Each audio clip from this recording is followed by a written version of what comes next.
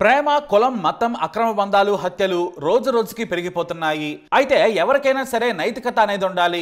అది లోపించినప్పుడే హత్యలు జరుగుతాయి. తాజాగా తెలంగాణలోని సూర్యాపేట జిల్లాలో జరిగిన ఓ పరువు హత్య కేసులో సంచలన విషయాలు బయటకు వచ్చాయి. సూర్యాపేట జిల్లా కేంద్రం మామిళ్లగడ్డకు చెందిన వడ్డలకొండ కృష్ణ బీఫార్మసీ చదువుతూ మధ్యలోనే ఆపేశాడు. ఇతనిది తొంగతుర్తి మండలం అన్నారం గ్రామం.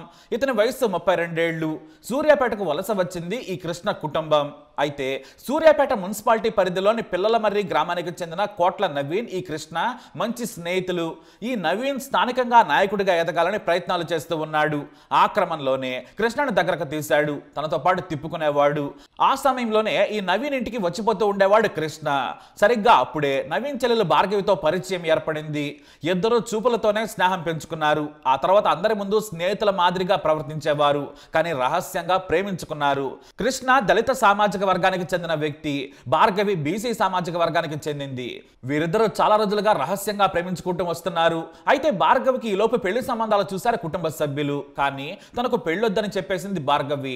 ఎందుకంటే తాను కృష్ణను ప్రేమిస్తున్నానని చెప్పింది. దీంతో అందరూ ఒక్కసారిగా షాక్ అయ్యారు. కులం తక్కువ వ్యక్తిని ప్రేమించావు, మేము అసలు ఒప్పుకోమని తేల్చి చెప్పేశారు భార్గవి కుటుంబ సభ్యులు. ఇంట్లో గొడవలు కూడా జరిగాయి. ఆ తర్వాత కృష్ణపై నవీన్ కుటుంబం కేసు కూడా పెట్టింది. పోలీసులు భార్గవికి కౌన్సిలింగ్ ఇచ్చారు. ఆ తర్వాత ఆమె తాను కుటుంబ సభ్యులు చెప్పినట్లు నడుచుకుంటానని చెప్పింది. పలుమార్లు కృష్ణని బెదిరించారు భార్గవి కుటుంబ సభ్యులు. ఇలా జరుగుతున్న సమయంలోనే సడన్ గా ప్రియుడి కృష్ణతో లేచిపోయింది భార్గవి. నకరికలలో కుటుంబ సభ్యులు స్నేహితుల సమక్షంలో పెళ్లి కూడా చేసుకుంది. ఆ తర్వాత మామిళ్లగడ్డలోనే కాపురం కూడా పెట్టేసింది. దీంతో నవీన్ కుటుంబ సభ్యులు రగిలిపోయారు. మరీ ముఖ్యంగా భార్గవి నాయనమ్మ బుచ్చమ్మ మనవరాలిపై విపరీతంగా కోపం పెంచుకుంది బుచ్చమ్మ. తమ కుటుంబం పరువు తీసిందని కుటుంబ సభ్యులను కూడా తిట్టిపోసేది. ఈమెకు ప్రేమలు దోమలు అసలే నచ్చవు. పైగా కులం తక్కువ వాడిని పెళ్లి చేసుకుందని బుచ్చమ్మకు నిద్ర కూడా పట్టేది కాదు. ఎన్నో ఏళ్లుగా కాపాడుకుంటూ వస్తున్న గౌరవాన్ని మంట కలిపిందని ఇటు కొడుకును అటు మనవాళ్లను తెగ తిడుతూ ఉండేది. అసలు మీరేం చేస్తున్నారా, అది పెళ్లి చేసుకుని మనదిరిగానే సంసారం పెట్టింది, ఏమైనా చెయ్యండ్రా అంటూ బుచ్చమ్మ తెగ తిడుతూ ఉండేది. దీంతో ఎలాగైనా సరే తమ పరువు తీసిన కృష్ణను చంపాలని మనవాళ్లు వంశీ నవీన్లు ప్లాన్ చేశారు. మొదటి నుంచి బుచ్చమ్మ మనవరాలి పెళ్లిని వ్యతిరేకించింది.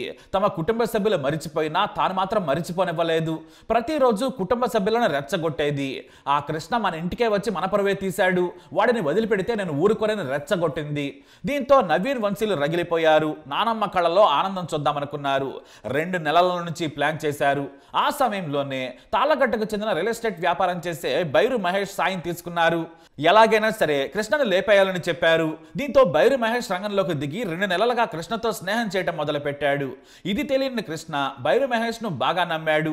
అయితే క్రిస్మస్ సమయంలో కృష్ణ భార్గవి పండుగను సెలబ్రేట్ చేసుకున్నారు. ఇద్దరు చనువుగా కలిసి దిగిన ఫోటోలను సోషల్ మీడియాలో పెట్టారు. అలాగే వాట్సాప్ స్టేటస్ లో కూడా పెట్టుకున్నారు. వాటిని చూసిన భార్గవి కుటుంబ సభ్యులు తట్టుకోలేకపోయారు. తమ పరువు మరింత పోయిందని ఆగ్రహం చెందారు. భార్గవిపై చేయి వేసి దిగిన కృష్ణ ఫోటో అగ్నికి ఆజ్యం పోసినట్లయింది. వెంటనే కృష్ణను తొందరగా చంపేయాలనుకున్నారు. అయితే బైరు మహేష్ తన స్నేహితుడైన కృష్ణను సాయంత్రం 5 గంటలకు పిలిచాడు. సెటిల్మెంట్లు చేసినప్పుడు డబ్బులను తనతో ఉన్నవారితో పంపించేవాడు మహేష్. ఇక సాయంత్రం కలు తాగదాన్ని రమ్మని పిలిచాడు. నిజమేనని నమ్మిన కృష్ణ అక్కడికి వెళ్ళాడు. మహేష్ ఆ తర్వాత తన వ్యవసాయ బావి దగ్గరకు తీసుకెళ్లాడు.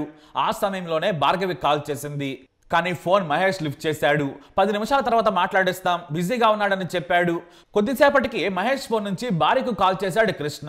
చిన్న పని మీద బిజీగా ఉన్నాను, ఇంటికి 10 నిమిషాల్లో వస్తానని చెప్పాడు కృష్ణ. కానీ తిరిగి రాలేదు. అయితే జనవరి 27వ తేదీ సోమవారం తెల్లవారుజామున సూర్యాపేటకు దగ్గరలో ఉన్న పిల్లలమర్రి మూసీ కాలువ కట్టపై కృష్ణ శవం కనిపించింది. బంధువులకు చెప్పడంతో కృష్ణ మృతదేహం చూసి రోధించారు.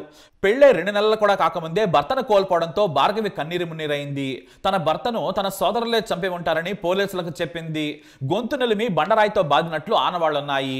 నాలుక బయటకు రావడంతో గొంతు నిలిమి ఉంటారని పోలీసులు అనుమానించారు.